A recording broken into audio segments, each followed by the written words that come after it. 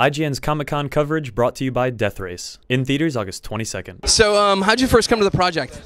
I got a call that Zack Snyder wanted to sit down and talk to me about playing Sally Jupiter, and I knew of the graphic novel, as most people do, because it's so highly regarded, but I had never read it. So I read the script and I read the graphic novel, and the second I opened it, I was like, I can't stop.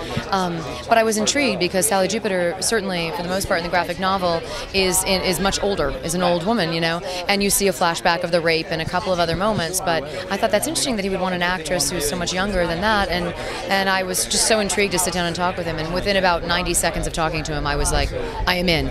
You know, this absolutely solidifies you as a geek icon now with the Frank Miller in this. City, and I know it's Zach and I have the whole Frank. I just ran into Frank. It was so lovely to see him.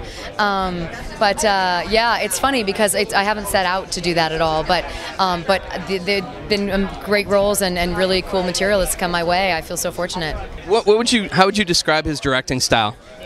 Wow, extremely passionate, extremely personal, with a very strong sense of what he wants, and incredibly collaborative at the same time. And I think that's the thing. I think the directors I find who are the most confident are the ones who are the most collaborative, you know. And for me, it was a really challenging character, I think, for all of us, and we all really wanted to, you know, such a better position to be in where you feel like, can I do justice to the material, as opposed to let me try to make this more multidimensional, because the dimensions are all there, we just have to find them. And he was really our fearless leader, and I would go anywhere for him. Well, thank you so much for talking. Thank you.